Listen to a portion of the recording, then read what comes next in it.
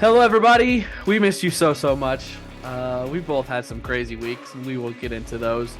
That's honestly going to be what a lot of the start of this show is about. So, if you don't want to hear what our lives have been up to for the last 2 weeks, you can just skip towards the middle of the show where we got the chapters in the description.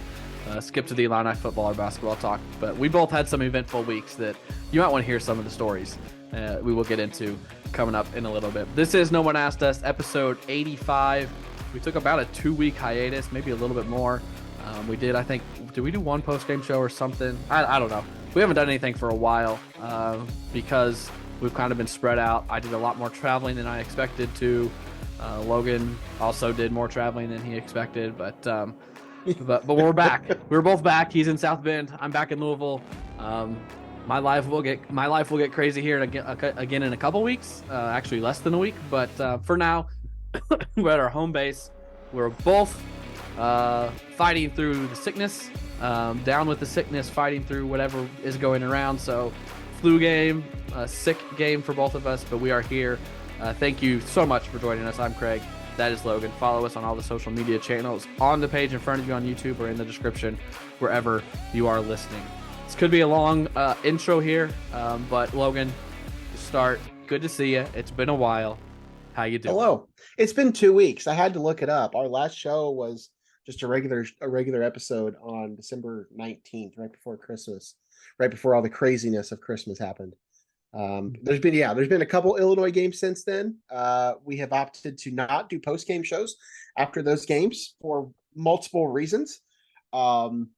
But I'm just glad to see you, Craig. I wasn't really glad to get back into the flow of things after basically having the last almost 2 weeks off of work. Yeah. And so was not really excited to get back to the flow of that part of my life. But I'll be honest, I was excited to get home and to do this because, quite frankly, this has been one of the highlights of my last couple of years. So, just getting on here and I'm just excited to hear about all of your travel because Logan got caught up in some stuff this week. Yeah. Logan threw together a nice little tribute to 2022 and put a screenshot of one of our shows on there. It's we took some strides in 2022, so thank you all. We did. We really do appreciate that. It's a lot of fun to do this. We don't get paid for it. We have one sponsor that we haven't released yet. We're still working on some details for it, but we do have one sponsor that we really appreciate helping us out. But we like doing this. It's just a way for us to talk and keep up with things and kind of talk through some stuff. So we really appreciate all of you for making 2022 the best one we've had of the two that we've been doing this.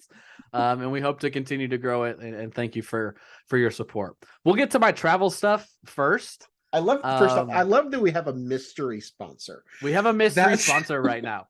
It's kinda like an anonymous underwriter. It's just like it's somebody that's there, but he knows who he is, or they know who they are. Sorry, I didn't want to. They know who they are. Could be a man, could be a woman, could be a business.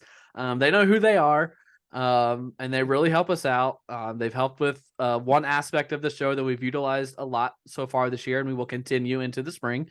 So we really do appreciate that. But like I said, before we get into my travel stuff and my Christmas, I'm just gonna lay it up to you, Logan. What's happening in your life? A lot. What do you want me to talk about? No. I got engaged. Woo! Finally, Craig and I, now we are both officially off the market. Engaged.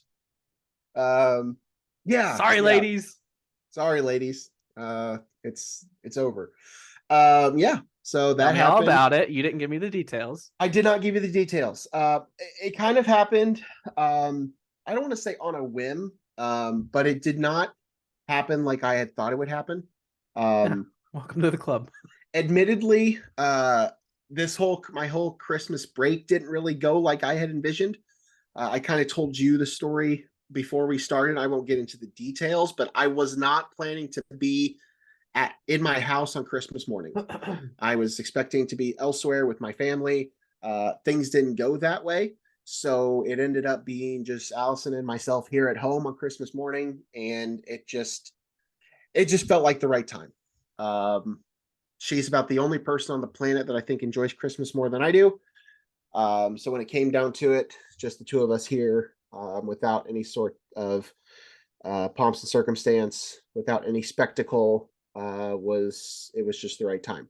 We're going on a trip here Awesome. towards the end of the month, so I was considering doing it there, and I think that that's what people were expecting, but not going to do that. So it's done now.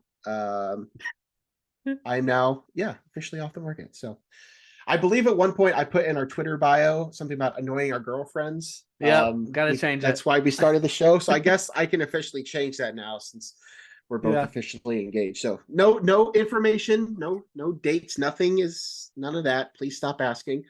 We'll get there at some point. But that was the big moment of my rather whirlwind of a 2 weeks of life around Christmas time. So love it. I love it. I'm happy for both of you. thank you. If you need any advice, I'm here.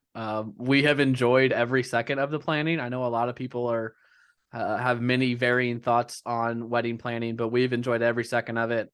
I think we've been pretty lucky. We're way ahead. We've been told we're ahead of schedule. Our wedding's in less than 6 months now, but we've been told we're ahead of schedule, and I've really enjoyed most of it. There's a lot of stuff that I've kept my hands clean of, let her handle it. You know, it's more important to the bride normally than the groom, but I feel like we did a pretty good job. So I'm here if you need any advice on how to do things. What parts of the planning have you been more heavily involved in? Like the venue and the DJ and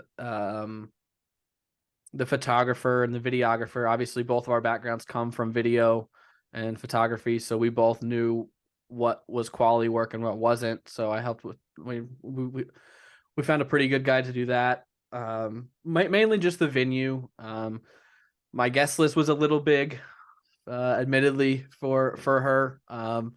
So that's one thing that I struggled with. Our guest list it's pretty massive, but like the flowers and the colors, I was like, you decide that. I'll pick a suit to match whatever color you decide, and we'll be fine. But venue and photographer and DJ, I think, were the 3 big ones that we kind of tackled together, and then I let her take care of the rest. I'm proud of you. It's been fun. It really has. We're moving on to suits now. I'm getting my suit looked at, and pretty soon. She ordered some flowers, and the big news though for us, I haven't posted this yet. I was going to post it today. Our first order of business in 2023 was we booked our honeymoon. Oh, where are you going? We're going on a cruise, baby. Oh, okay. Let's hear it. Royal Caribbean cruise. That's awesome. As of now, the biggest ship in their fleet, and I think the biggest cruise ship in the world. I think. I don't want to give away the details of it to let people know like when we're going to be gone and all that stuff, but yeah, we're going on a Royal Caribbean cruise. I love cruises. I've been on 2. Absolutely love them. I would go on a cruise every year if I could. She's never been, so I'm really excited about that. That's wonderful. I'm excited for you. I personally have never gone on a cruise, and I am excited to one day do that. But good for you. That's wonderful. The honeymoon is probably the most important part. So yeah. I don't want to get you in too much trouble, but I have been dogging you to do this for a long time. Yeah. It's been a topic of conversation off the air for a while. It's been on my mind for quite some time. We'll just say it that way. I was kind of thinking I might, do it some scenic backdrop and some grand thing, and ultimately it happened that it was just the right place and the right time. And you're right, and you're not alone. Been hearing that from a lot of different angles. Just happens to be I talk to you the most. So but that's it happened, and we can move forward. At some point I'll start planning a wedding, but we'll get there. I love it. Anything else you want to add about that, or no? Not that I can think of. Do you have a picture? Did you set up a camera or anything, or did you just take pictures after the fact? After, yeah. Okay. Nope. Was she surprised? Yes. Well, sort of. I think she knew it was coming at some point. I'm not sure she knew it was happening then. But That's what again, Christy says. Yeah. I wasn't necessarily planning on doing it myself. So it's hard to say, who expected what, because I didn't even know that it was going to happen up until about, I don't know. It was kind of on my mind about 48 hours before then, but I didn't know if it would actually happen or not. So, was it like just, you might have said it and I just glossed over it. Were you like opening presents and you just got down, or like were you waiting for her when she got around the corner? We didn't do a lot of gift exchanging this year because we're going on this trip later in January. So that's what most of our gifts were. So we did a little bit of exchanging, and then afterwards is when I did it. So okay. Did not have a waterfall backdrop or anything like that. But a Christmas tree was that fits pretty you special. both. That fits both of you very well. It fits us both very well. So I'm very happy, and she was pleased and everything, and appreciate all the support. I know a lot of people have reached out after it happened on Christmas Day. We told my family that night when we saw them, and we didn't get around to telling her family until we saw them in person a few days later, which is why I didn't tell anybody else until about a week later. So I think some people were like, what the hell? Why am I just now finding out about this? Well, yeah, you're one of the first to find out. It just was about a week later. So that's always, it's been nice. If anything in our life happens, we both just kind of go, I did a thing. Yep. And every time it's been something other than the thing that we thought it was. And so Logan just goes, oh, and I did it. I was like, okay, hold on.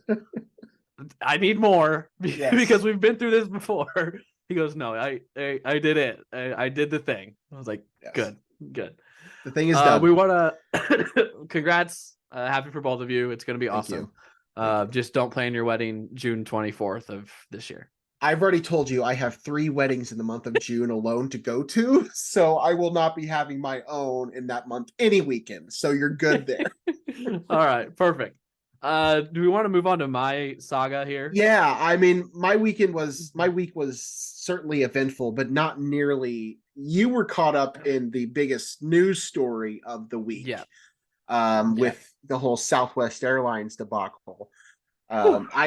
I know that, I don't know if you want to start with this conversation, because you were pretty curious as to how I figured out where you I want to know that. You want to talk about that? Let me cycle back to the beginning here. Right. I wake up to a text from my brother. I got it right here. That's what I was looking up while you were talking about some of your stuff. On Friday the 16th, all capital letters, 8:30 in the morning. 8:30 in the morning my time. I need to call you ASAP. All capital letters. Awesome news. So I thought it was something about him and his family that he has started and all that stuff. But then he said, I'm in the operating room, so not much time to talk now, but I get off around 11. I'm like, oh, okay. Well, it can't be that important if you're telling me awesome news, whatever. So he calls me about noon that time. And he had found his way into some floor seats for the Dallas Mavericks Los Angeles Lakers game in Dallas on Christmas Day. Floor seats, not first row, third row, but floor seats. He tells me this. So much going through my head. I'm like, I can't get down to Dallas. Are you kidding me? It's 6 days notice or 10 days, 9 days notice. I can't afford getting down to Dallas right now. So in my head, I'm like, dude, that's awesome. That's so sick. Admittedly, not the biggest NBA fan, but LeBron, Christmas Day is the biggest NBA day, not of the playoffs. I was like, that's awesome. That's so sick. Make a couple calls with Christy, tell her what the deal is, call my mom and dad, and we'll all come to the consensus. Like, it's one of those things. When are you ever going to have this opportunity again? Between all of us, we'll figure out a way to make it work. So we find flights from St. Louis to Dallas. That way we can drop the dogs off at my parents', fly out of St. Louis Christmas morning. Christy has to work Christmas Eve until 11 p.m.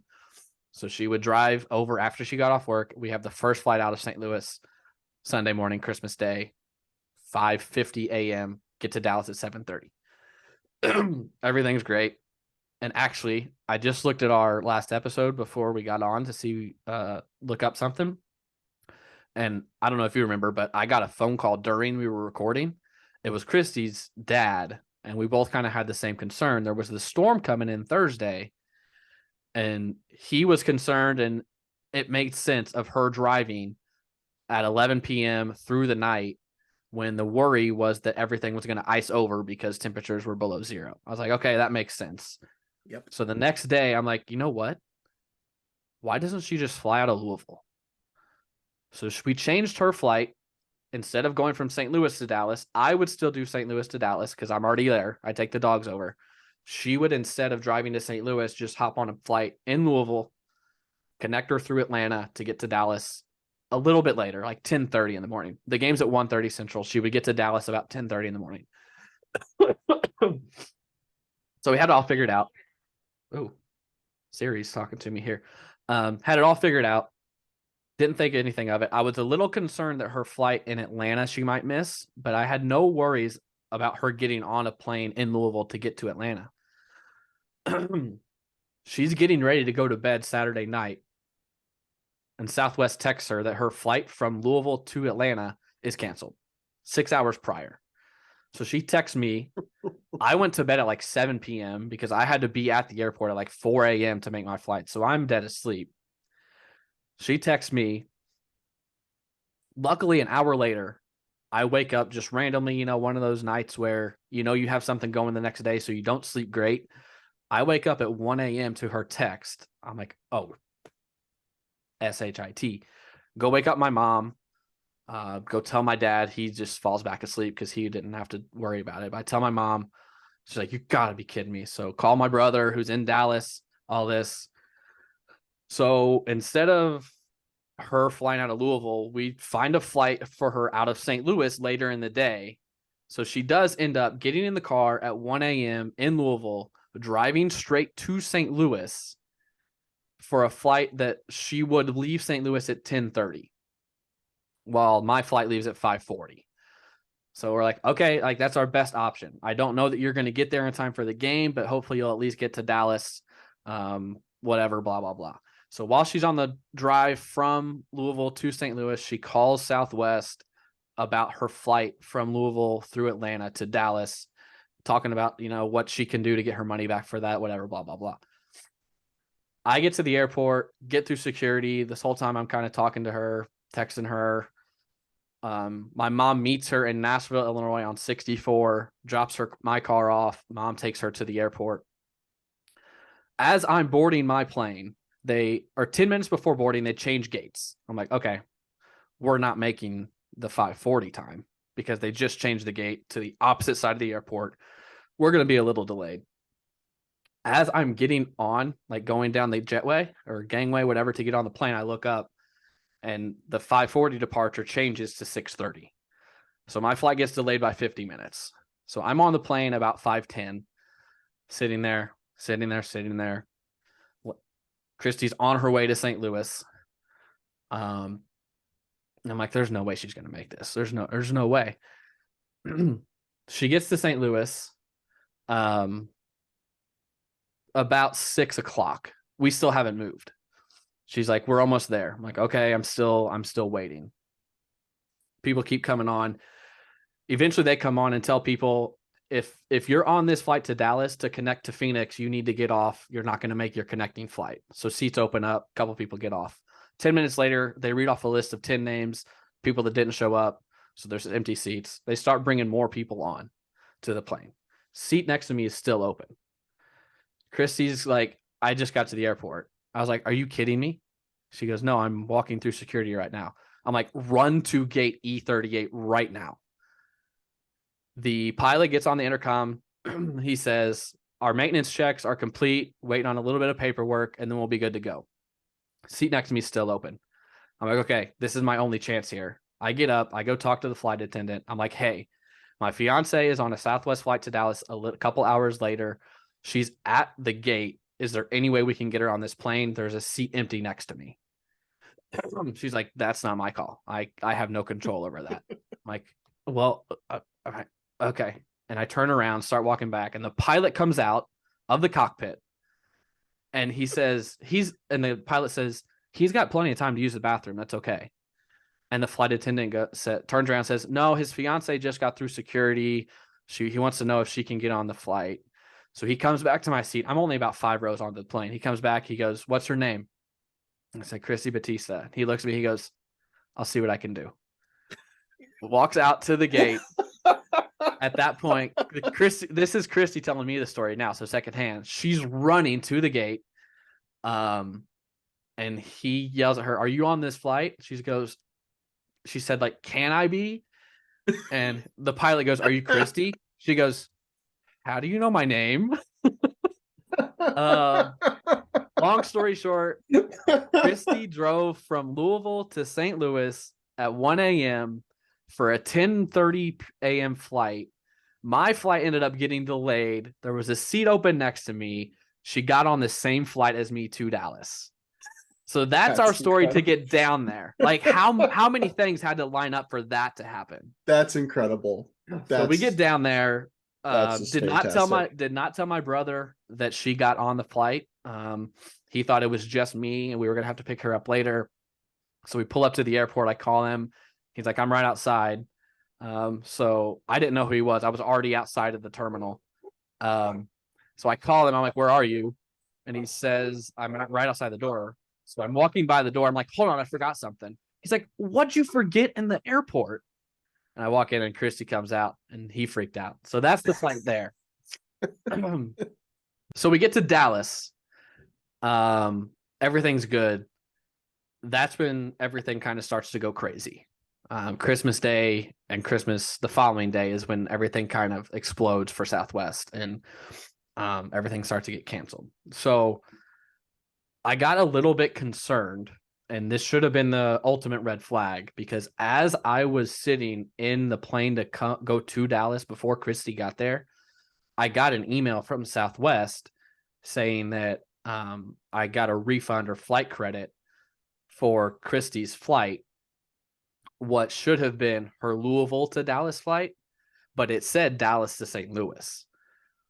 So I think I should have known then that they canceled her flight from Dallas back to St. Louis. But when you would go into their website and put in her confirmation number, that itinerary still showed up. So wasn't sure what was happening. So we go to check into our return flight on Tuesday. You know, you do it 24 hours in advance. So 3:40 on Monday, I check into mine, fine, boarding group A, check into Christie's, unticketed passenger, it says. So that's what they did. They canceled her flight from Dallas to St. Louis. So again, immediately we start scrambling. We know Southwest isn't going to be able to get us on anything. We start looking up American Airlines. We find an American Airlines flight. But at that point, we were so gun shy about the entire airplane system, flight system. I was like, why don't we just rent a car? So quickly I get on Hertz because I've used Hertz rental before for work stuff. I get on Hertz rental, get a reservation for 9:00 on Tuesday. We're just going to drive. That would get us to St. Louis about 7:30 p.m. Whatever. We've road tripped from Champaign to Daytona, from Chicago to Daytona before, whatever. So wake up Tuesday, go to Hertz, which is about 10 minutes from my brother's apartment, 15 minutes from my brother's apartment. Go up, no one in the building. Doors are locked. The Hertz is closed. I'm like, what? How do you let someone make a reservation if you're like, no one's here? What are we supposed to do? What day was this? It was Tuesday, the 27th. Okay. 2 days after. First thought, maybe an Enterprise. Is there an Enterprise close? Enterprise less than 2 minutes away. So I walk into Enterprise, no reservation, walk up to the counter. I was like, do you guys have cars? He goes, yeah. I was like, do you have a car I can get in right now and take? He goes, yeah. I was like, okay, because I just was at Hertz. They're closed. I can't get in. He's like, okay, whatever. Give me a car. So we got a car from Enterprise. Ended up being a lot more than I thought it was going to be, but about the same as a flight, honestly. Renting cars are not cheap. Yeah. So I go out, tell Christy, I said we're good. She's like, should we call Hertz back? Like if it's more than double the price, should we just call Hertz and see what's going on? So I call the Hertz back. The guy answers. I'm like, wait, you're open? He goes, yeah. I was like, well, I was just there. I had a reservation at 9 and you were closed. He goes, I had to go try and pick up a car. I was like, okay, well, if I come back, will you have a car for me? He said, I have 48 reservations and 0 cars in my parking lot right now. I was like, how do you let people make reservations if you don't have cars to reserve? 48 reservations at Hertz and no cars. Luckily, Enterprise was great. We got the car, drove back to St. Louis about 7:30, got back to Pinckneyville about 9:30. But yeah, we booked 5 flights. One of them was canceled. Christie's was canceled from Louisville to Dallas. They canceled her Dallas to St. Louis return accidentally. And then I ended up canceling my Dallas to St. Louis return, even though I was good. That flight we kept an eye on. The flight from Dallas to St. Louis went off without a hitch. It was delayed 30 minutes. But if we both would have been on the flight, we would have made it on Tuesday. Wow, it was not really? delayed at all. Yeah. The flight from St. Louis to Dallas that we booked when her initial one was canceled, it was Dallas to Little Rock, or it was St. Louis to Little Rock to Dallas. That one was delayed by that one was canceled. So she would not have made it to Dallas had she not driven from Louisville to St. Louis at 1 a.m. and luckily got on my flight because I had an extra seat. And I'm sure I'm missing something. I could call her in here and she could tell a whole different story about it. But I mean, if I hadn't woken up at 1 a.m. to her text, if she hadn't left Louisville at the exact moment that she did, if someone would have sat in the seat next to me, I would not have known that it was not a full flight, and I would not have been able to go talk to the pilot. Like, so much had to go right for this to happen. So I know there's been a ton of horror stories about Southwest this past Christmas and travel, and this was a terrible, awful travel experience. But for what it's worth, it worked out pretty awesome for both of us to get on the same flight, to get there, to get to the game.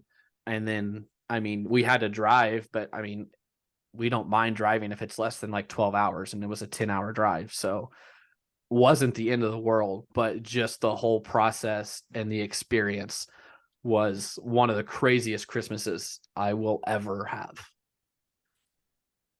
You want to know the biggest thing I'm taking away from that story?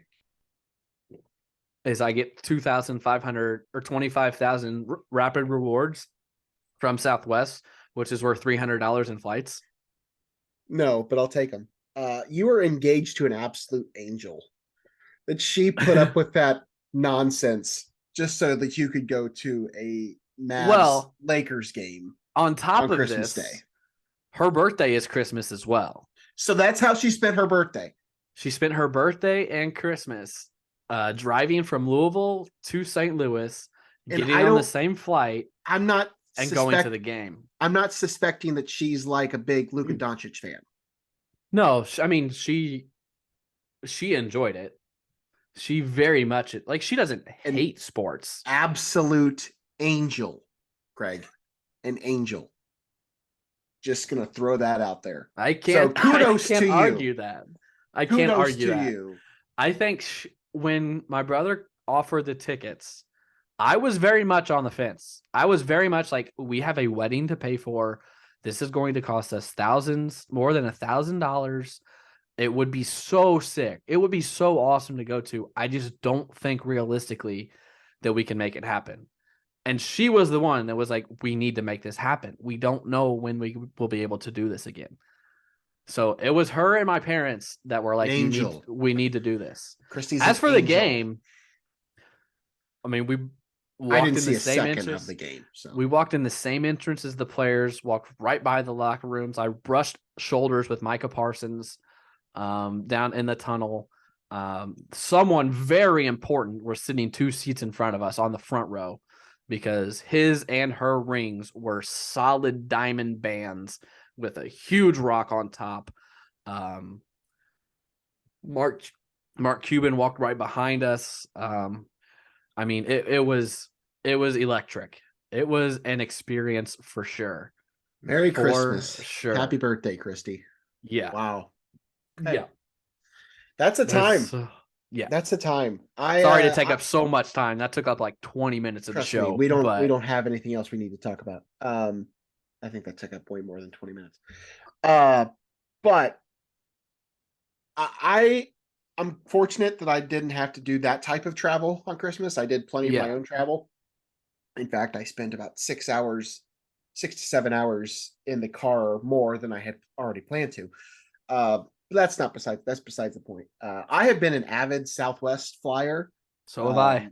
Really since Allison came into my life. I've only flown on an airline, not Southwest, I guess twice now, but typically we fly Southwest, and I will probably continue to fly Southwest. I know that they've gotten a bad rep these last few weeks, and rightfully so. A lot of it is their own fault. A lot of it wasn't. A lot of it is, and I don't know how much you even follow this stuff, and this is kind of some of the geeky stuff that I really enjoy, like figuring out, learning about, but a lot of it is the logistics of how their model works. Yeah. Like why it was Southwest and not the other major carriers, the airlines that were having this problem. It's because of how Southwest model works. They don't use the hubs like the other ones do, where they're just flying back and forth between, Atlanta and South Bend, Indiana. Like they're flying from here to here to here to here to here. And so that's where it gets backed up. But kudos to you for making it home. And then where'd you go after that? You went to St. Louis and then back to Pinckneyville and then back to Louisville. Yeah. So you did not go north. Did not go to Chicago. Her family went to Florida when we were in Dallas. So where were you at yesterday? Pinckneyville. Okay, so you've been in Pinckneyville that whole time? Since we got back on I was in Pinckneyville for a week. Since we got back Tuesday, I stayed in Pinckneyville. Okay. Yeah. Gotcha. Yep. Okay, good to know. So my question for you, because I teased this. I teased last week. I said, I can't wait to show you where I'm going to be on Christmas Day. Yes. And I did not tell Logan anything. And I was posting kind of teasers. I posted a selfie at Southwest trying to ruin Christmas. And then us taking off in the plane. And then a picture of my brother's Christmas tree once we got there. But there was nothing Texas on there, I didn't think. And Logan texted me and said, tell Luca I said hi. So I don't know how you figured this out. Well, I mean, I should have figured it out even sooner. You told me you were going to be somewhere Christmas Day and that I would never guess what it would be. And I immediately just assumed it was something sports related. And then so when you told me that, immediately I went to see what the games were, both the NBA and the NFL games, saw what they were. I didn't think anything of it. I didn't see anything that made sense to me at that time. Yeah. I didn't think about your brother, which I should have. That's the mistake that I made. I should have thought about your brother from the beginning, and I didn't. So then when you were laying the clues, what gave it away is when you posted a picture of a Christmas tree. I knew you were at somebody's house, and then I immediately thought about your brother. So I figured out, I mean, it wasn't hard to figure out where there weren't that many Southwest flights from out of St. Louis at 6 o'clock in the morning on Christmas morning. So, that's true. I figured that part out, but then seeing the picture of a Christmas tree, I immediately remembered your brother lived in Dallas. So yeah, I'm kind of a sleuth. Don't get me wrong. But I should have known that from the very beginning. I should have just guessed that when I saw that the Mavericks had a home game on Christmas Day. Should have been my first guess. Not that that was an obvious thing, but it should have been my first guess. It was a wild experience. It was one of the cooler sports experiences I've ever experienced. Don't know when I'll do it again. The Mavs were down 14 in the second quarter, and then they outscored the Lakers 51 to 18 in the third, highest scoring quarter in Mavs history, I think. Luca was great, had 30 and 9 and 9. So yeah, it was a lot of fun. And then Luca's next game on Tuesday, he dropped 60 20-10. So yeah, got to see AT&T Stadium. Didn't get to go in, but walk around there a little bit. But Colt, my brother, he's moving out of Dallas within the next 6 months. So this was like our last chance to go down there. So we wanted to make sure we got down there. So, all right. That's wonderful. We need to move on because I'm sorry for all of you that Why? have been put up with that, but I thought that was a great travel story. It's a wonderful the outcome story. is great. Why do we need to talk about anything else, Craig? Literally, because why people do we need didn't to talk come about here to anything listen else? to our travel news. But what did they come here to listen to? Do they A care? 8-5 Illini football team. Do they care about our thoughts on that football game yesterday? Probably do they care not. about our thoughts on Illinois basketball? Let's be honest. I don't think people do. I think people are more interested in hearing our personal stories at this point than our thoughts.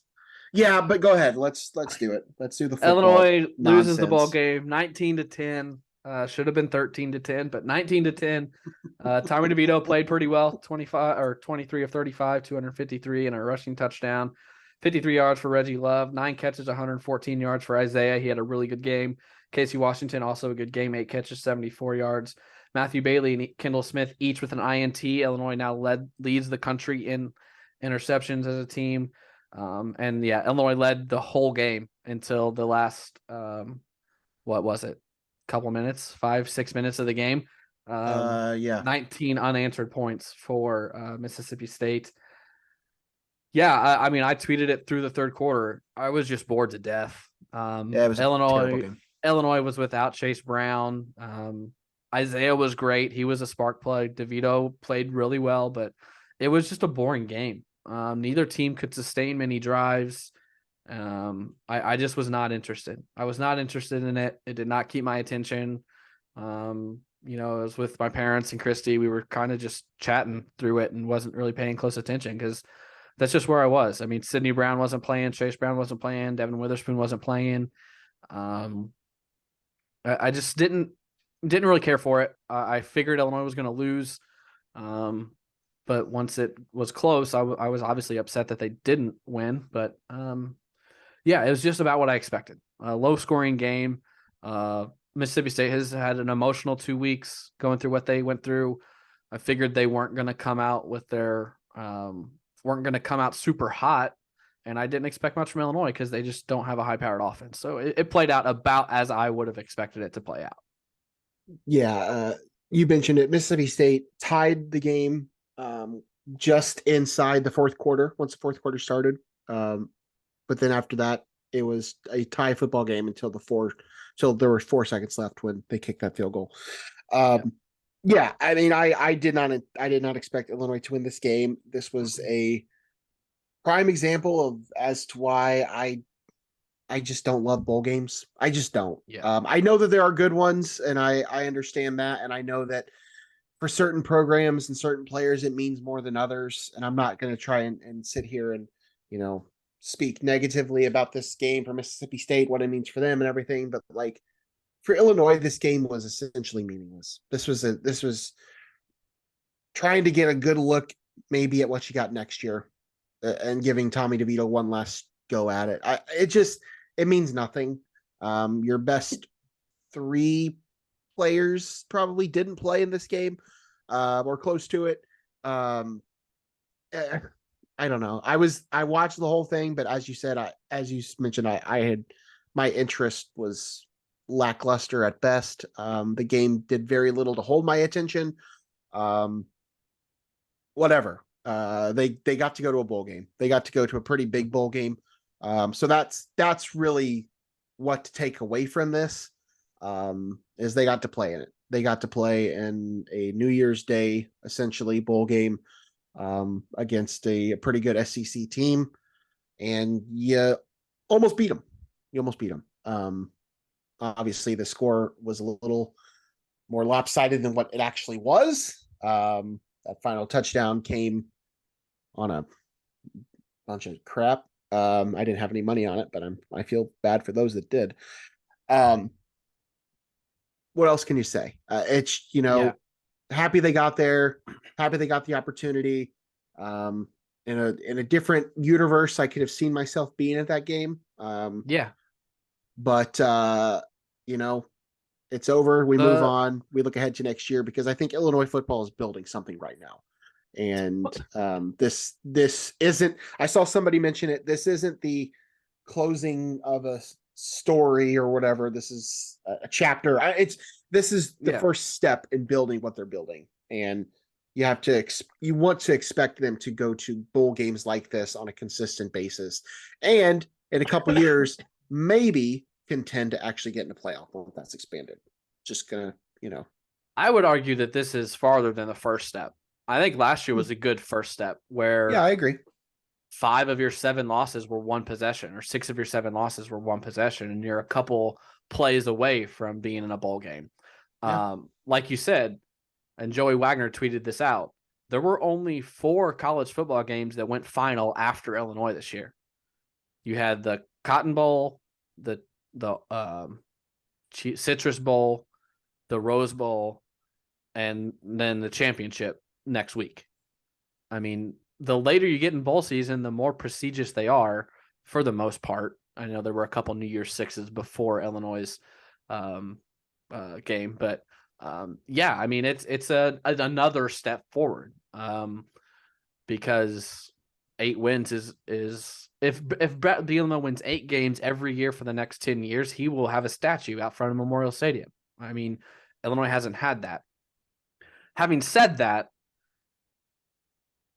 me going back to what I said a couple of weeks ago, can't help but be a little bit disappointed in the way the season ended when you were 7-1 and finished the year 1-4. Yep.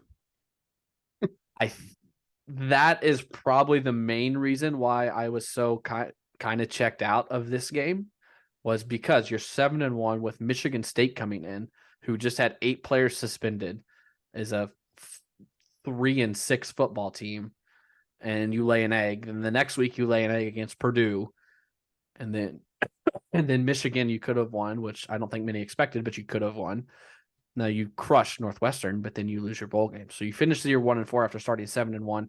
Can't help but be a little disappointed, but also can't gloss over the fact this program is headed at an upward trajectory in year 2 of the Bielema era. So a positive point there. Anything else about the bowl game specifically? No. Again, happy you got there, but as you already mentioned, just kind of the way the season kind of ended was kind of deflating. Thinking back on it, we talked about this was the best Illinois football season. When was the last time they were ranked? What year was that? Was that the 2000? 2011, 2012? Is that the year that they started like 7-0 and then started finished 6-0 and they ended up going 7-6. They started 6-0, lost 6 in a row, won the bowl game against UCLA. When we were comparing this season to that season several weeks ago, I kind of had this thought like, surely that's not what's going to happen with this team, but that's essentially what happened with this team. I mean, it wasn't the exact same thing, but the second half of this season pretty much went the exact same way as that season did. Just throwing that out there. So happy they got there. Move on. Look ahead to next season and keep building. I think that's really all you can take away from it. Speaking of next season, a good catch here by Logan. They have their quarterback for the next couple of seasons. They missed out on Hudson Card, the Texas transfer. They had him in for a visit, but Card decided to go to Ryan Walters at Purdue. Not a bad choice by him because Walters did hire Graham Harrell as his offensive coordinator, who I think is a great hire, and Card could be really good there. But Illinois gets Luke Altmaier from Ole Miss. He's played 2 years at Ole Miss. I think his stats say he only has thrown 54 career passes so far, but he does have 3 years of eligibility remaining, I believe, up to 3 years. So it's not just a one and done. And did you notice on the broadcast yesterday that they said that the Big Ten approved DeVito's waiver, but the NCAA denied it?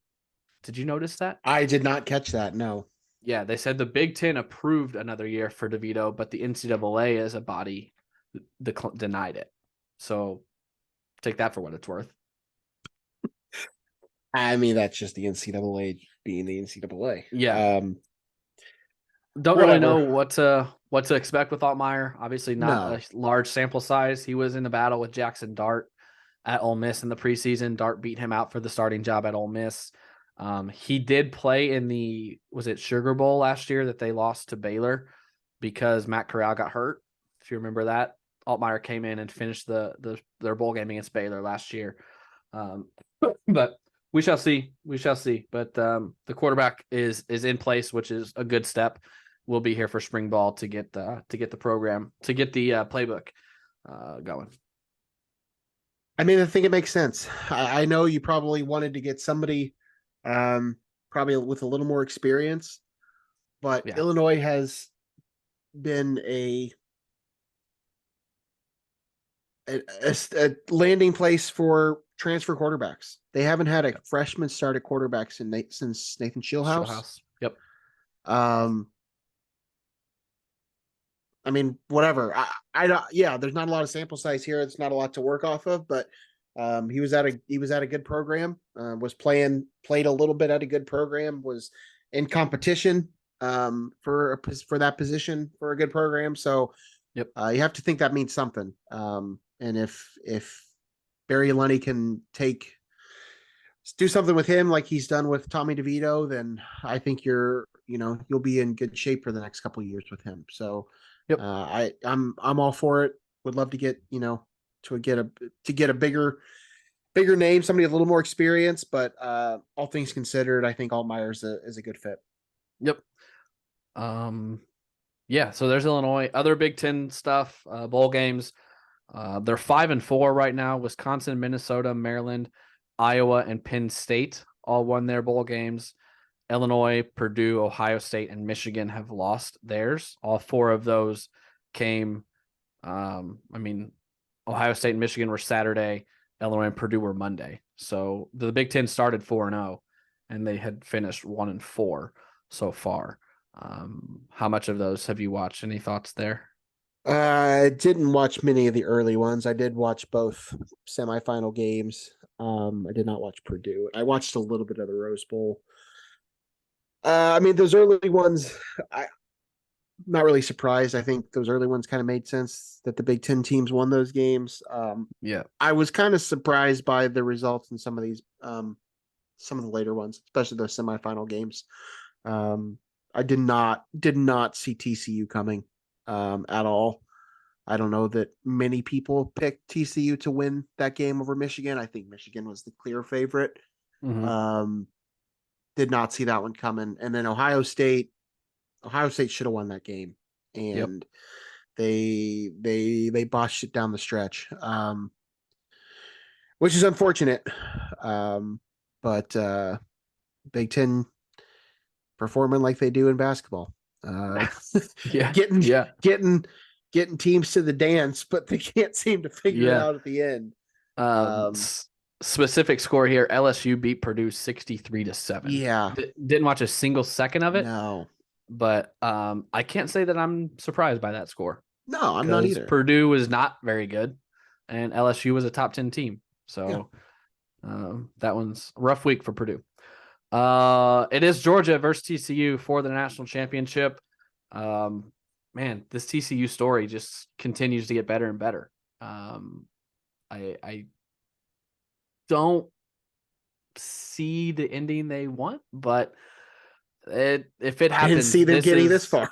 if this happens, it is one of the more incredible college football seasons in history. Yeah. I mean, it's been fun. They have had one heck of a season. They weren't even a top 25 team to start the season. Yeah. And then to come out to make the playoff. I mean, for any team to make the playoff right now outside of the SEC or the Big Ten is a lot. Because typically you only get about one other team that makes it, whether it's two Big Ten teams or two SEC teams. That tends to be the track we're seeing. So whoever that fourth team is speaks volumes. I mean, they didn't even win their conference championship. I think the thing that's the most interesting here is you almost had a championship game of two non-conference champions. And I don't know what that means. I don't know how that would shake things out because we already know the result. We already know we're getting a 12-team playoff. Yeah. But that would definitely, you know, get the attention of some decision makers. I think if that were to actually happen, um, good for TCU. I would love to see it happen. I don't think it will. I think Georgia's the better team. They're the defending champions, and I think they will continue to run the table on the season on next Monday. But I wouldn't mind seeing it. TCU's been a lot of fun. They got a really good story. We'll see. I think Yeah. they can. I certainly don't think they can't win that game. I didn't pick them to beat Michigan, and I'm not picking them to beat Georgia, but I'm certainly not ruling it out. I hope The it's a good line's game. 12 and a half. I hope it's a good game. Yeah, I do too. I was thinking that during Saturday. In the past couple of years, the semifinals have just been blowouts and Yes. zero fun. And the two semifinals, the Cotton Bowl was fantastic. The Rose Bowl, even though Penn State kind of did run away with it, I know Utah scored late to make it a 2-score game, but the Rose Bowl is always the Rose Bowl. It's fun. I think it just shows that college football is getting to a point where a 12-team playoff is going to be electric. And I think it's going to be a lot more good games than blowouts like people are concerned about. So I think that's a good thing. I'm excited for it. Yeah. I'm excited for a 12-team playoff. I really am. And some of these games have been there's been some good games in some of these later bowl games. Some of them have not been great. But you also get games like Tulane, who saw that one coming. Yeah.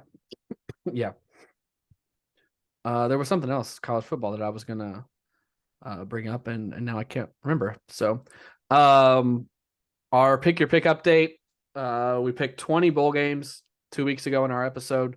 Logan went 11-9. I went 12-8. He is now 14-12 on bowl games picked on the show. I am 16-10 on bowl games picked on the show. In our Bowl Mania, he is 22-20. I'm 27-15.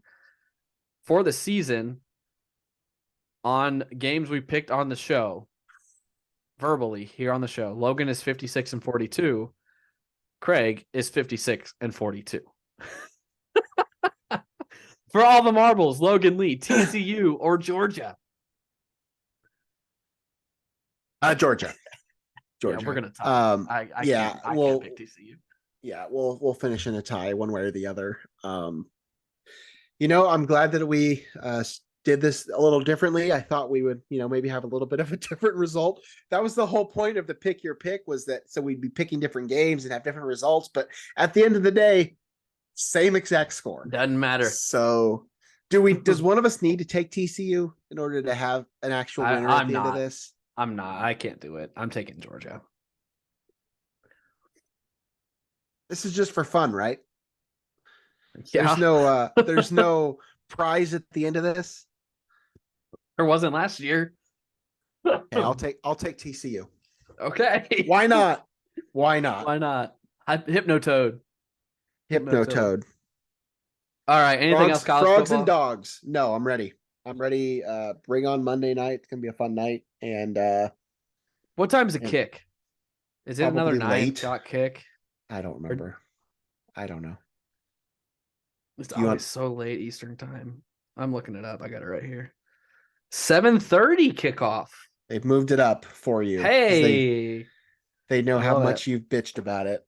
I love it. I love it. Love it. Love it. It'll still be a 4-hour football game. It will. But okay. Moving to basketball. Illinois just kind of treading along here. Since we last spoke, I don't even know where we should start. Braggin Rights was,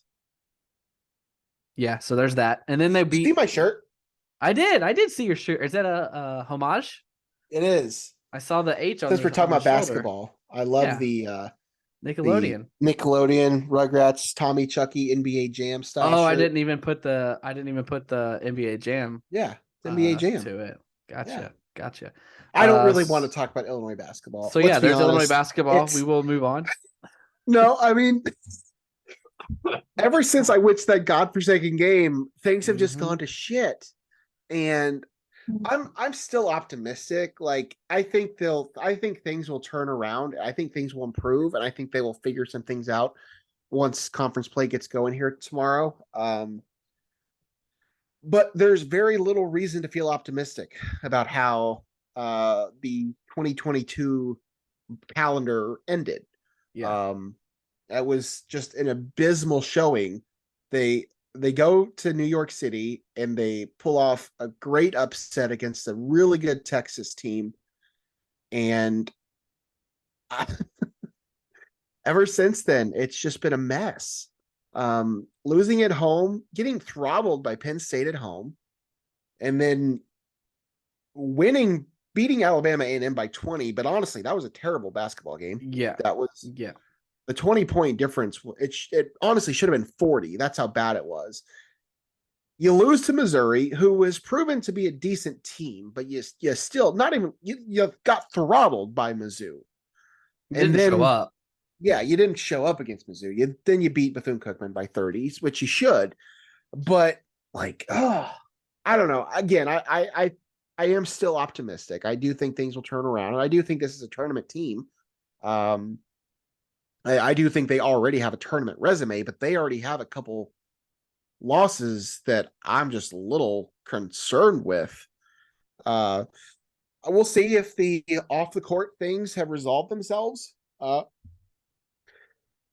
don't think we need to get into the whole leadership discussion. We'll see what the team looks like when they take the court this week a couple times. I don't know. I don't know. I still think it could be. I still think this is. I think I said it on a show earlier. I don't know if this team is closer to a national champion or bottom of the Big Ten. I don't know. Yeah. I don't know what they're closer to. We have We'll more see. questions now than we did preseason, and there were a Absolutely. lot of questions Absolutely. preseason. Absolutely.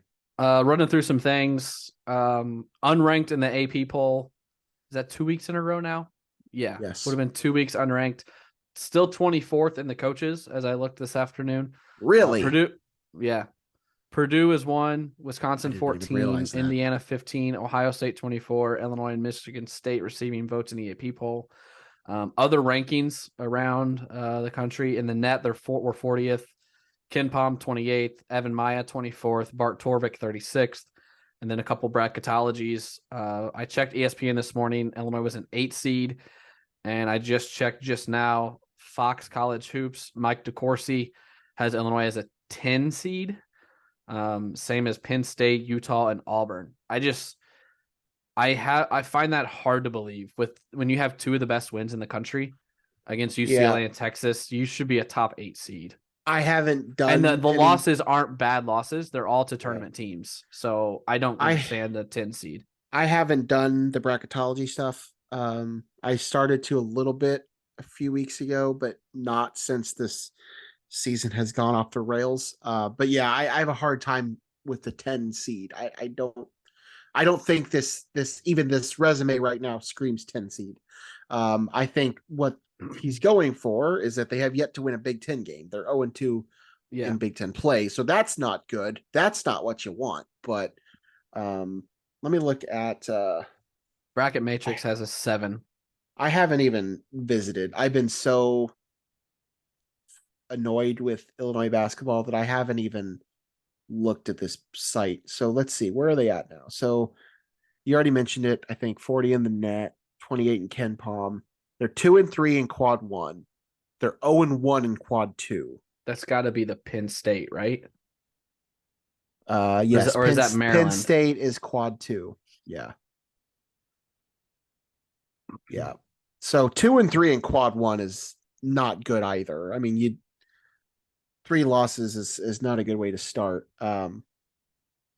Whatever. I think they'll turn it around, but I still don't know. As you said, more questions now than I had in October. Yeah. Luke Goody be back at some point in January. Yep. We think. I've not heard an official update on that. No. I'm not expecting him to be on the floor tomorrow.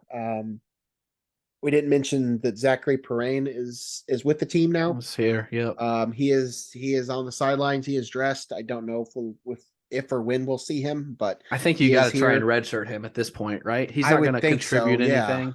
I If would he think didn't so. play against Bethune-Cookman, you're not going to throw him in a Big Ten game 3 weeks after he's here. I think he's a redshirt guy for sure, being here half the season. I agree. Yeah. So next is tomorrow night at Northwestern, 8:00 Central. It's on Big Ten Network.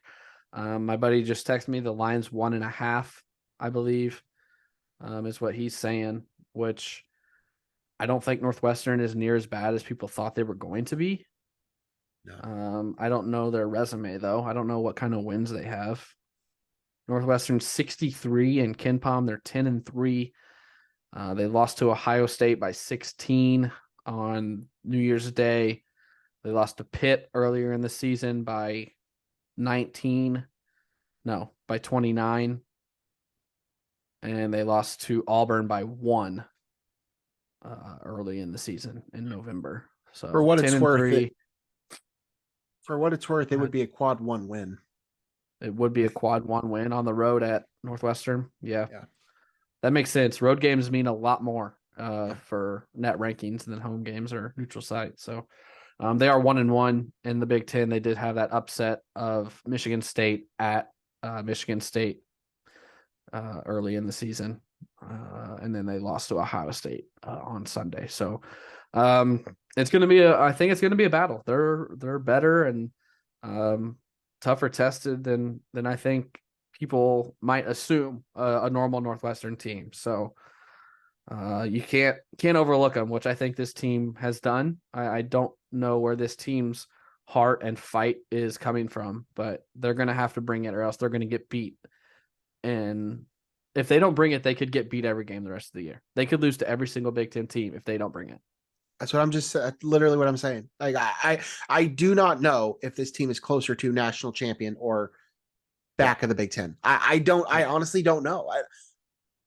I could, if you told me today, if Craig from the future came back and said, if Craig and Logan from the future and Craig came back and said, Illinois just won the national championship, and I came back and said, Illinois finished last in the Big Ten.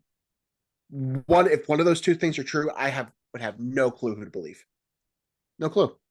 I think they're both legitimately on the table at this point. Is that crazy? Like, am I crazy to say that? I don't think they could be last, but if you told me they played on the Wednesday night of the Big Ten tournament, I could believe you. Okay. Because Minnesota's pretty bad. Yeah, okay. They're not going to finish last in the Big Ten. I'll give you that. But still, bottom 4 of the Big Ten, even. I do think this team is definitely talented enough to win a national championship. I'm not predicting they will.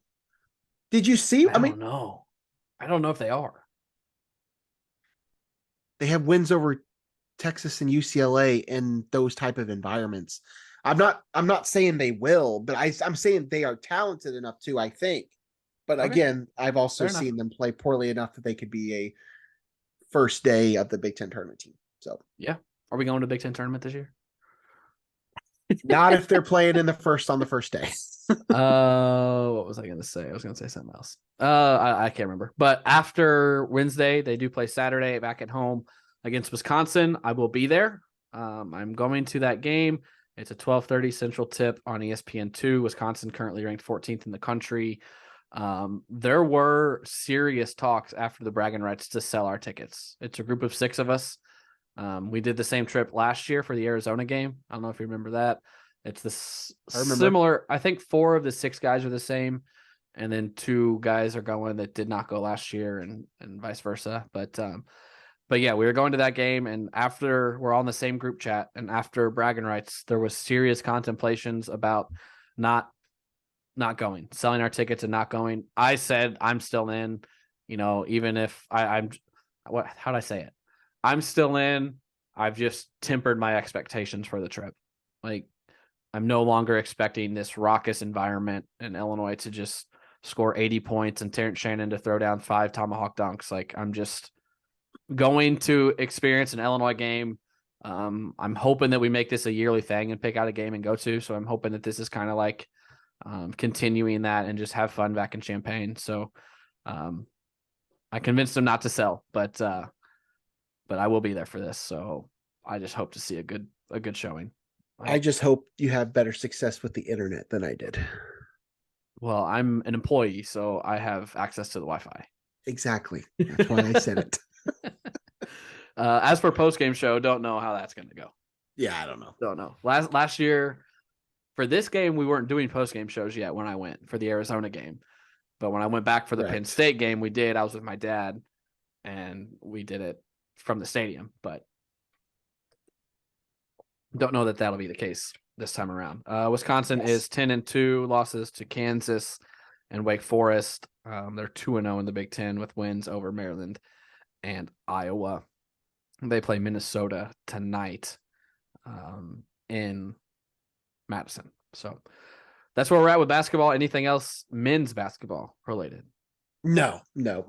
Come check back with me in 24 hours. Yeah, no kidding. Or no kidding. I guess 30 hours. So I guess the question now is, what program has the better team on the floor? Illinois women's basketball or Illinois men's basketball?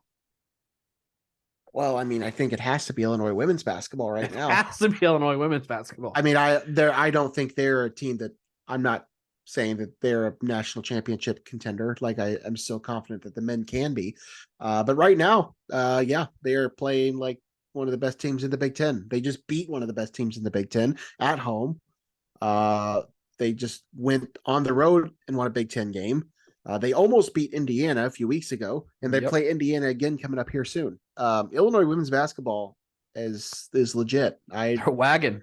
I haven't tuned in to watch an Illinois women's basketball game in decades, and I have done that now more than once, and I do not regret it.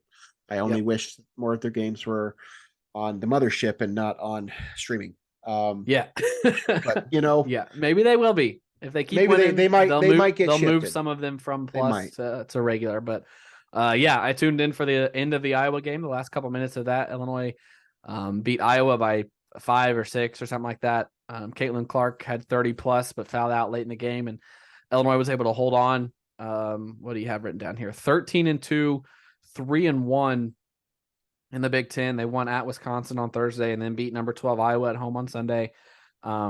They had like 9 wins all of last season. They had not had more than 2 wins in the Big Ten since hold on. Pause. Hold music, please. Hold music. Give me something. Give me something. Logan. I would sing, but we'll get flagged for copyright issues. Illinois has not had more than 2. Okay, they had 3 in 2017, and then 6 in 2015, 9 in 2013. So only a couple times have they had more than 3 Big Ten wins in a season. They've already have 3 right now, but somehow still not ranked in the AP poll. 26th in the AP, 27th in the coaches. That's a travesty. That's not good. Genesis Bryant. I thought that was a sure thing that they were going to be top 25, but I don't know. I guess not.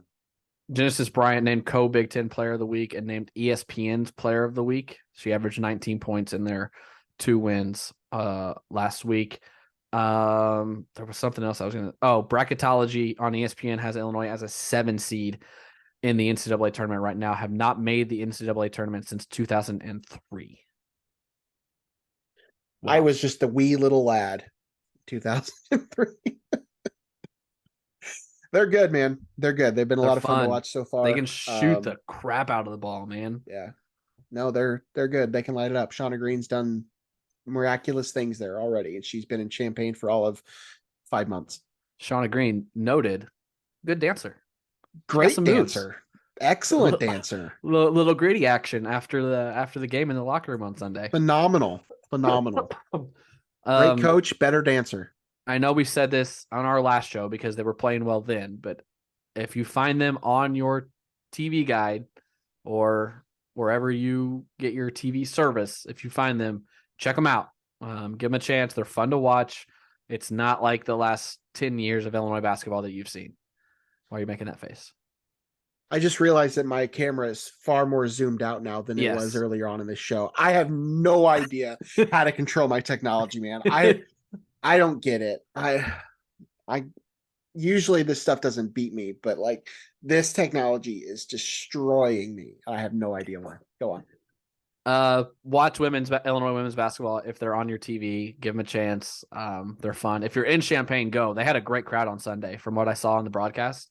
They had a really good crowd at the State Farm Center. Shauna Green's really got them rolling, so give them check them out. Anything else basketball before we move on to what I really don't want to talk about? But we'll talk more about it tomorrow. Yeah, tough night in the NFL. In the sports world in general, I don't really know how to go about this. I know we are not your go-to source for this, but it is all the talk in sports right now, so felt we should at least address it. Damar Hamlin went down last night during the Monday Night Football game. Cardiac arrest. The Bills released overnight that it was cardiac arrest. Just went to make a tackle. Went to make a tackle on T. Higgins, I believe it was, the Bengals receiver. Just less than 6 minutes left in the first quarter, so early in the game. Higgins kind of went into his chest. Hamlin got up from the tackle and then just collapsed, and you knew it was immediately, you knew it was bad. This happened right when we were pulling in and unloading the car, so I just missed it happening. I sat down to watch it as they came back, and Joe Buck simply said, "There's not much more we can add at this time. We're going to take another commercial break," and went right back to commercial. So it had just happened. The ambulance was on the field. Went to Twitter, and it took a while for me to even see who it was. That's how soon that it had happened.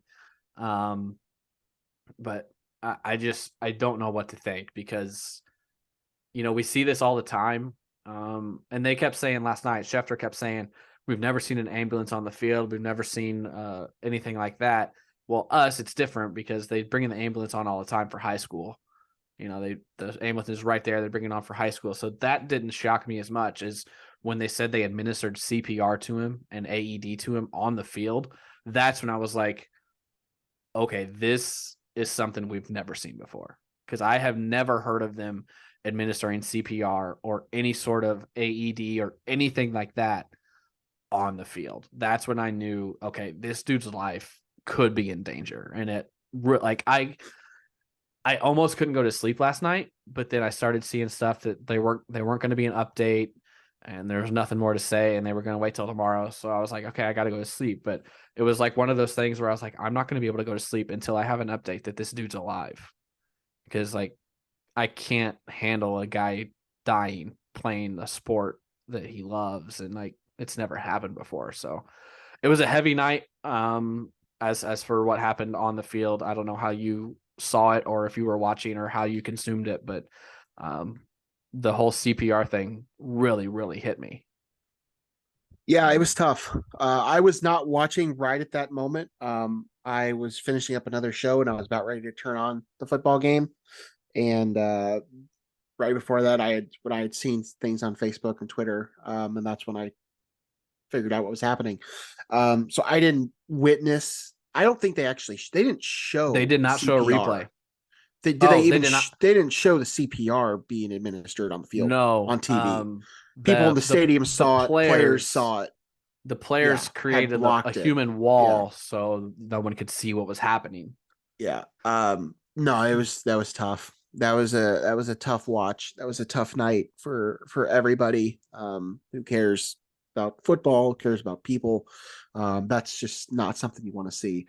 I obviously have to, have your thoughts towards him and his family. A couple things, away from the incident itself that I really kind of, I don't want to say enjoyed, but I think you're going where I was going to go next. Yeah. The GoFundMe that he had started, I believe when he was in college, raising money to give toys to kids, I believe was the whole point of it. He set a goal on there $2,500, and I think he had originally blown past that goal, but like it was like $75,000 or something before the night started. And I haven't checked it today, but I know this morning it was over 3 million. So like that was pretty cool. And then the other thing too is it's an impossible task to cover this from a media standpoint, and everybody involved from Buck and Aikman, Lisa Salters, to Susie Kolber and Booker McFarland and Adam Schefter in the studio, and then to Scott Van Pelt and Ryan Clark afterward. I thought ESPN handled it well. Everything they could. They didn't have a lot of information. So they were put in an impossible situation. But I said it on Twitter. Ryan Clark was phenomenal. Yep. He was the absolute right person to have carrying that coverage along with Scott Van Pelt after the game, or whenever they officially announced that the game was not going to be played last night. Either way, it's super sad, super hurt. It was just a rough night. Tough to see it, tough to hear about it. Hope that he really, does pull through here. There's still a lot of questions about what's going to happen with this game and what's going to happen with the future of, who knows what this week. There's a lot of things still unanswered that we don't know right now as we're recording this. But first and foremost, just, have to be thinking about him, his family, because that's not what you want. I mean, this is a sport that millions and millions and millions and millions of people watch every week and love, and players play it because they enjoy doing it. And to see something like that happen, not good. And it's, I don't want to say it's discouraging, but it's definitely alarming. And the NFL is going to have to take a long look at some things to figure out what exactly it was that happened, and if it's something that's preventable for the future, and all sorts of other things. I echo what you're saying. I have always thought that Ryan Clark was one of the best former player analysts. He's great. I feel like he is very connected with the current players. He's still only a couple of years out of the league, so he's still involved. Always thought he was one of the better voices for the players of the current state of football. And last night, he was the perfect guy to have, because he had a similar incident when he played. I read it because they said it, and I remember him going through something, and they said something, and Christy was like, what do they mean? I was like, I'm pretty sure he went through something where he took a hit and had to leave. He has sickle cell. Yeah. And he has a condition. He has sickle cell, and he played in Denver, and sickle cell is worse at high altitude. And I think he had to have his spleen and another organ removed after the game, and he lost 40 pounds. So he was a great voice to have on last night. And Scott Van Pelt is just the best of the best. So yeah, I tweeted that they should submit that SportsCenter for, I don't know that it's the right place to submit it for an award, but they should show every young reporter and anchor how to handle things, because that was just spot on perfect how ESPN handled it last night. So yeah, I don't think there's any more to add to it. Just a sad situation. Hope everything happened. Hope everyone comes through it, and just sucks. Just so hard to watch. I don't know how, even if they get the go ahead, I don't know how the Bills play next week. I don't know. After what your teammate just went through and seeing him like that on the field, I don't know how the Bills finish this season. But it's Moving on from that, I did just see something on Twitter. Cubs close to a deal with Eric Hosmer. Your reaction to that, Logan Lee? Need someone to play first base, right? Whatever. I don't know. I mean, he's just another bat. I mean, Cubs Twitter seems to be in love with a prospect by the name of Matt Mervis. I've never heard of him. Exactly. He is a corner infield prospect that was undrafted in the 2020 draft. Granted, that was a short draft.